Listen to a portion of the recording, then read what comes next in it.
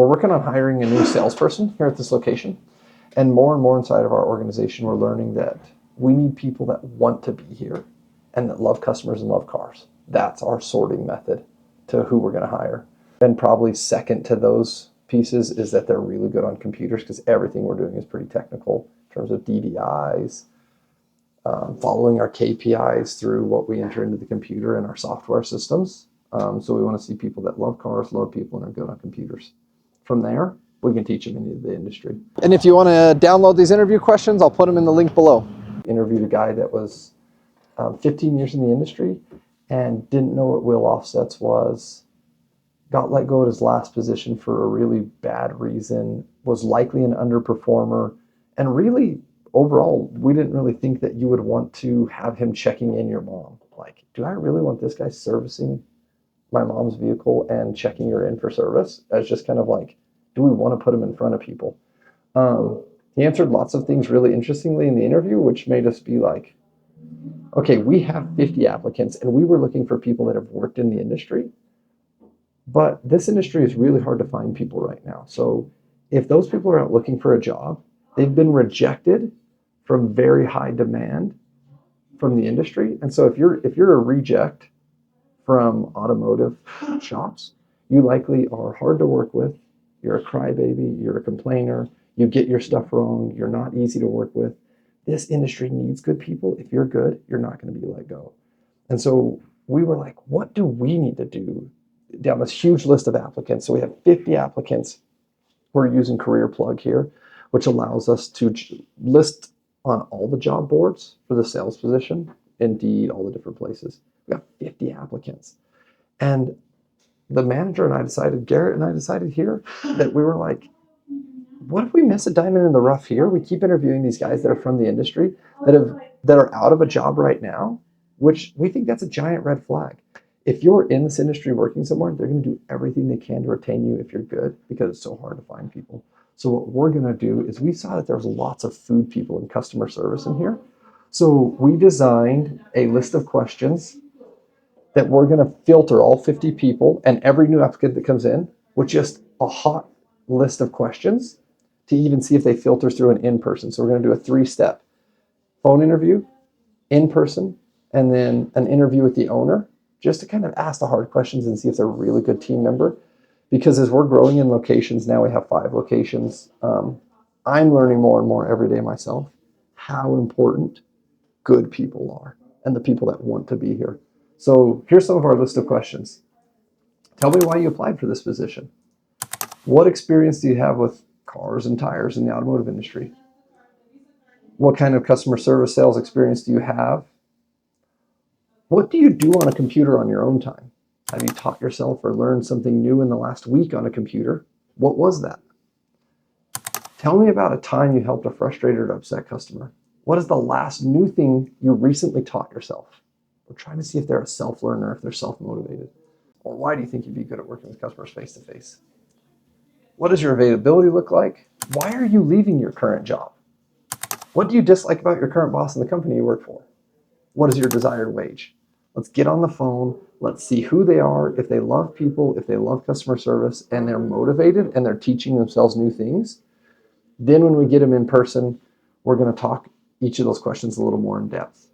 What are your interests that you have about cars in the automotive industry? Imagine a customer comes in upset because they blew a tire and they're late for work. How would you handle that? A customer asks for the cheapest tire, but you believe the mid-range tire would be a better fit for them. How would you approach that conversation? Even if they have no experience, we want to see what they're saying about these customer service experiences. This job can involve answering phones, helping customers, communicating with technicians at the same time. How do you stay organized under pressure? And we're going to come back to that and see how organized they are. Tell me about the last mistake you made at work and how you'd handle it. What do you think makes someone great at customer service? That's a fun one. Why do you want to work at Delta Tire specifically? What do you dislike about your current boss and company that you work for? We're going to ask that question again. And then last one, this one's going to be some entertainment. Can you show me the inside of your car? Because how they keep their car is how they'll keep their workspace at work. It's how they'll keep their person. How you do anything is how you do everything. We probably will filter 10 to 15% of people from phone interviews down to in-person interviews. And we're going to interview everybody to at least make sure we're not missing out on a diamond in the rough that would be an awesome customer service representative and give people an awesome experience. This is for a sales rep here in the store, so this is just for that position. A-level technicians, they're really difficult to find right now in the industry.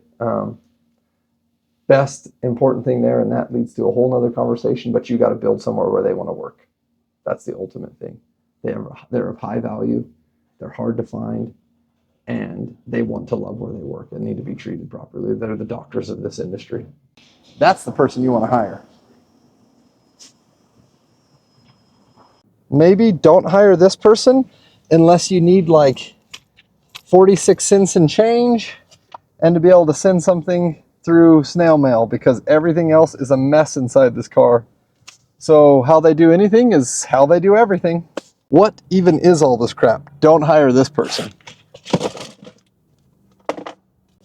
Oh yeah, check this out.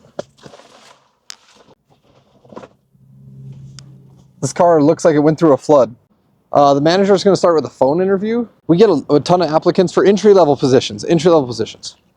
We get a bunch of applicants. We got 50 applicants for a salesperson position. But what we're really looking for, and what I'm learning more and more, is that we want happy, joyful people, not somebody with just experience in the industry, especially if that person's out of a job in the industry. We're looking for happy, self-learning people. The manager is going to do some of the first interviews. He's going to sort through that big list through phone interviews. That's going to drop maybe 10% down to an in-person interview. So maybe he'll do 5 in-person interviews. And then if any of those people make it past him, I come in and do the final team interview just to make sure they're an ultimate fit. I like to ask some of the hard questions. I love to get to know people because I know all of our employees. So that's a chance for me to get to know their name and make sure we're not hiring people that I can't call by name, and making sure they're a final good fit, and also get to teach little tips and tricks to the managers on how to hire along the way when they see those final interviews with the people. What we're trying to do there is, it's 50 people. You can't interview all of those people in person because it would take forever. So we're using 5-minute phone interviews on 50 people. So we're gonna have 250 minutes of interviews. Then you can drop that down to a 30-minute in-person interview. You might get 5 of those people down. And then I will come and do any of the interviews that they think they're just awesome people. And so I love getting to know them. They can get to know a few better, the managers can get to know a couple of better interview questions. And then that way we're making sure that people know the owner, we know the team, and they know who they're working for. We interviewed a guy today and he was like, yeah, they let me go at the dealership because I didn't get my certifications. And I was like, I don't want this person talking to a customer. So ultimately, it's somebody that's upbeat, a self-learner, good on computers, loves cars, loves people. I mean, really 3 things. Let's talk about the 3 things. Loves cars, loves people, and is a self-learner, which means they're going to be good on a computer, they're going to be good with technology. We want to see those people in our company. And if you have industry experience, cool. But this is an entry-level position to do sales. We want to bring you up, teach you our organization, and get good habits right away. So we want to see happy self-learners, people that want to be here, not just people that have been moping along the industry for the last 10 years. So if you want to list to the hiring questions for entry-level stuff for salespeople, it's in the link below. Run through those questions. It'll teach you what kind of person they are, if they love cars, and if they're a self-learner.